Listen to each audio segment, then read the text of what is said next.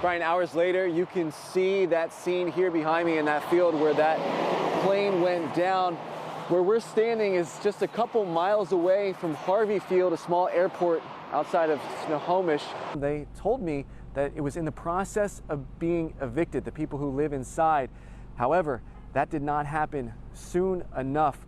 Police still working to get information again on what happened. But this, David and Jamie, is the fourth deadly shooting in Renton in about a month's time. A lot of people in this city are looking for answers. In support of those 4 students. So now some of the biggest questions that remain is the active investigation. Still no information on a suspect. That killer is still on the loose. Police saying they believe these murders were targeted, but still asking the community to remain vigilant. I did just reach out to Idaho State Police a short while ago. They tell me at this time there are no updates, but what law enforcement is asking is anyone with information to contact them. It's getting to a point where there have been so many shootings this month. This is the 3rd time a child has been involved in a shooting in the city of Tacoma in July.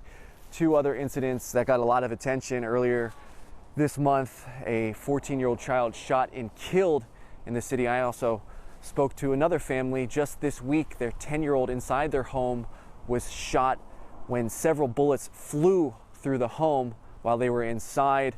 A lot of people are asking when this violence will end in this city. Now look, I want to show you guys, as I have a little bit more of a chance. Mike, you're fine where you are, because I'm gonna. So here is that unit that was coming down the street. You hear the sirens and you can see them coming. Now I want to show you right here on Pike. You saw it yourselves. Hundreds of people now gone, but still that car still on fire. The smoke, the black clouds of smoke billowing up into the sky, but there are people who are taking selfies in front of it, taking pictures in front of it. The continued sound of the smashed windshields as these people have now made their way into this King County vehicle that has a lights on top of it. Here's someone that's driving down the street in front of what was those members of law enforcement. These are people driving down the street. There are people on skateboards. This is, the only word for it is chaos. Chris, who's this? That is Oogie Boogie from Nightmare Before Christmas. All right, Mike McCarty, photojournalist behind the camera. Mike, who is this? Yep. Mike he's so new, Hannah and Brian, he has no idea. I'm pointing out Han Solo, I'm pointing out Darth Vader, I pointed out Barf from Spaceballs. He's like, I got that one. He's like John Candy, I think. I don't know. Are you excited to be here, brother? Yeah. Yeah, heck yeah, I'm excited to be here. How could you not be excited to be here? Look at this weather. We're gonna be hanging out here with folks like Hank and so many other fans from all across the area as we get ready for baseball back in Seattle. Guys, I'll send it back to you. I spoke to law enforcement. They gave me some tips on how you can make sure that your packages stay yours this holiday season. So a lot of people get notifications sent right to their phone when their package arrives. Law enforcement suggests making sure you're home when that happens, or getting to know your neighbors and having them keep an eye out for your stuff when it arrives. With cameras all around the store, there is a lot of video capturing this suspect holding up Lakina. When you leave the precinct, you're gonna get yourself the lock and the key.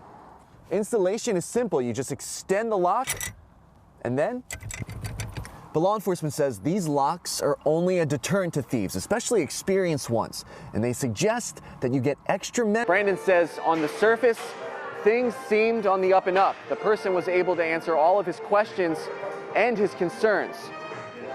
But Brandon says when he looked a little bit closer, things were not what they seemed. We're talking about, it's a hose bib, and this is what you see outside of your house, but what you don't see is the pipe that is in the house. And what happens is when you have the hose bib turned off, There's no words. Everywhere. I didn't think it would hit Covington. It's a nightmare. It's a nightmare. the dust isn't even settled from the mayhem Wednesday morning in Covington yet. The employees here at Cigar Land are still Going for hours or no? ready to work. Tragedies don't stop, you know, people from having to live their lives. Instead of doing her normal job, Fantasia Riley is cleaning up the mess left behind after someone smashed a car through her boss's business. Can't really expect the worst anymore because the worst has happened. And the worst she's referring to is that this destruction is no accident.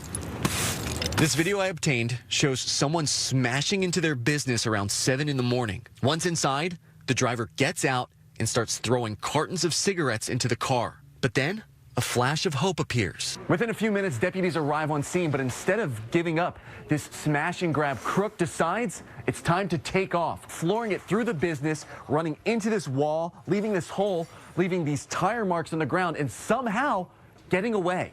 King County investigators say the suspect is a man and he's in a stolen Kia. All that to eventually go to prison and ruin your whole life. It's a tough hit for the owner. He tells me off camera he just took over the business at the start of the month. And for all of this damage he now has to deal with, the crook only got away with a couple cartons of cigarettes.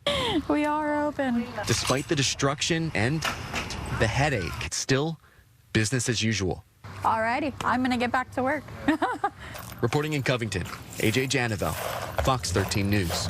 David, right now, 10 o'clock, this is exactly when that armed robbery happened just a day ago. To have a gun pointed right at your face, traumatic experience. I got a chance to speak to that victim. She told me that's something that she won't forget. Yet, just a few hours after that incident, she's right here, back at work. Thank you. In a store known for its good luck. Won the night before last again. Good luck to you, okay? Business owner Lakina Pond got dealt a bad hand Tuesday night. Get the money. Give me the money. All like he hold the gun, my mind. I'm,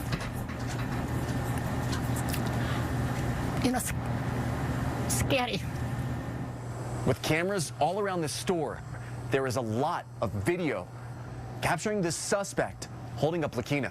First, this guy pretends to be a customer, walking to the register with a soda. Lakina tells me she thought he reached for his money, but he points a gun right at her. My mind say, oh, maybe I'm dying. The man continues to demand the money. Give it all. Then has the audacity to say, Thank you. as he walks out. The guy's wearing a mask, but he's making some recognizable fashion choices. You can see here, he wears a key on a chain around his neck. He also has on what looks like a Guess brand men's corduroy bomber jacket. Outside, cameras pick up the gunman getting into a Kia with no license plate, but with distinct writing on the window. You can also see there's at least one other person in the car. It's tough. So last night when I went home, hard for me to sleep. Despite the harrowing ordeal, Lakina is back to work less than 24 hours later. Only me and my husband. I have no choice to stay home. They work really hard. She's here all the time. Even on the holidays, she's here. So she works butt off. The business is a staple in the North Tacoma community. My son and I worry about you all the time, too. For customers like Joey Hackinson and many others, the news is heartbreaking. But it made me want to tear up. For more than 3 decades, this shop has been a huge part of Lakina and her family's life. Now, for the first time, she has to deal with the fear of being robbed. I hope he's not coming back. Tacoma police tell us they are investigating, but that guy is still out there tonight. Now, with the voice, with the key around the neck, and that jacket, there's a lot of recognizable features. And for anyone who can provide a tip that leads to arrest, Crime Stoppers is offering a reward of up to $1,000. We'll have more pictures and video on our website, fox13seattle.com. Reporting live in Tacoma, I'm AJ Janavel for Fox 13 News. More families, more people in this part of Seattle than businesses. You hear those gunshots going off at 9:30 in the morning. It creates concern for the people who live here. The ones that I spoke to today tell me they can't believe something like this happened in their community. Police tape blocking people from driving down neighborhood streets or returning to their homes. Investigators worked throughout the day Monday, following a deadly shooting in Seattle's Ballard neighborhood. Within a couple minutes, it was just a swarm of sirens and people and police, and there was SWAT running with the shields and stuff, so that's when we knew it was like a pretty serious situation. Really scary. I think me and my roommate have not stopped kind of shaking. Fox 13 News spoke to one neighbor who told us she just moved into this part of the city over the weekend. Definitely leaves like a pit in your stomach. I would not ever expect this to happen outside of my house. I thought I lived in a nice area, a safe area. I'd moved from like a different area of Seattle to somewhere that I thought was a little bit safer. I spoke with King County Sheriff's officials who tell me one of their deputies was shot while serving an eviction on someone living in this apartment complex. Investigators say the person they were trying to evict ran back into the apartment. Deputies found them inside, dead. Officials did not say how that person died or what, if anything, led up to the shooting at the complex. So the next question is, what happens now? There are still so many unanswered questions. As you heard Nikki Torres speaking moments ago, King County's IFIT unit is now investigating this case. According to IFIT, they will be putting out weekly updates regarding this shooting. But when we get those answers, when we find out exactly what happened, there is no exact timeline on that. Fox 13 News will continue to keep you up to date as we do learn more about this deadly shooting here in Seattle. Speaking to Bryson's sister and his partner, they've been searching everywhere throughout Willapa Bay. They remain hopeful that he's out there, but they're asking for the community's help to bring him home. He would play with the kids like I've never seen anybody play with kids all the time. It's like he turned into a kid for them. 24-year-old Bryson Fitch could put a smile on anyone's face. And in return, his family says seeing him happy is what stands out the most in their minds. His eyes and his laugh. Kelsey Brody is Bryson's older sister. It's silly, it's too much, it's not enough. I think it's silly. It's perfect. Mackenzie Solis is Bryson's partner of 8 years and the mother of his 3 children. Come here, Pizzy. Pizzy, come here.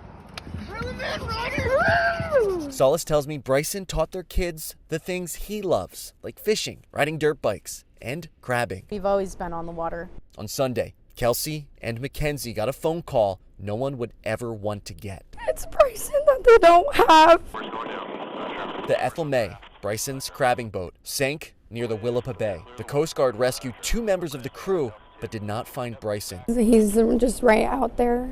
He's just right there, and he needs to come home. Mackenzie and Kelsey drove for hours to get to the Willapa Bay area in search. The two, joined by other family and friends, as well as some members of the community, walked the beaches over the last couple days. They're finding good leads, like debris from the boat, but the work is wearing. We need more people and help because Bryson is out there, and we're not going to leave him out there. So we need to bring him home, and we need to just help. We need help.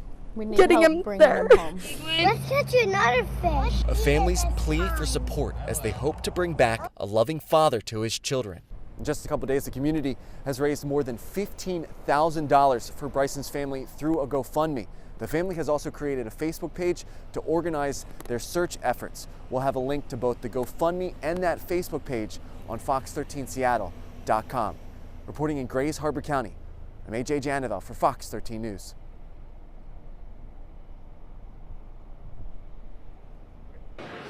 Matt, Hannah, it's not just people, it's all types of things. You got ghouls, you got goblins, you got superheroes, you got monsters, you got super villains. It is a packed house, and it's not even the weekend yet. You take a look around, you see all of the things that you can do here. Got a chance to speak to people from across the country coming out to take advantage of 20 years of Emerald City Comic-Con. This weekend, the Seattle Summit Convention Center will become a wretched hive of scum and villainy, but also a league of justice-seeking heroes, many of which journey far to get here. Yeah, it's our first time in Seattle. For Isabella Cuther, that's not the only first this weekend. We were so excited. We've always wanted to come to like an event like this. Others on the convention floor are old pros. How long have you been doing cosplay? About 5 years. Tina Benoit came down from Vancouver to showcase her skills. Oh my God, that is stunning. And time management. This took me about 4 months after work and during the weekend. So, yeah, that's maybe like 500-600 hours. That's a lot of time to dedicate to a project. But for these cosplayers and artists, it's well worth it. You put your heart and soul into it, and a lot of times you end up doing something that might be different than what other people are doing, but you have no gauge of like, is that a good thing? Chess Albanese is a local artist based out of Seattle. This is their first time having their own booth at Emerald City Comic Con. I've got my portfolio here where Albanese tells me it's amazing to be able to talk about their work. people like stop and look or like double take and you're like, oh, I must be doing something like interesting. Whether you're a fan, artist, or guest, the convention gives everyone an opportunity to be who you are or whoever you want to be. And it's great to see a new generation of people who may not have been as welcomed 30 years ago when I started reading comic books. And Hannah and Matt, after this live hit, I think I'm going to probably check out the Digimon, or maybe the guys from Demon Slayer. Maybe these Sailor Moon guys. I don't know. There's so much fun stuff here. Now, there are still tickets available for Sunday, which might be the biggest smash of the weekend because that's when Mark Ruffalo is here. The Hulk is here. So if you are interested in getting down here, go to fox13seattle.com. We have all of the information about Emerald City Comic Con. Reporting live in Seattle, I'm AJ Janavel for Fox 13 News. You know that.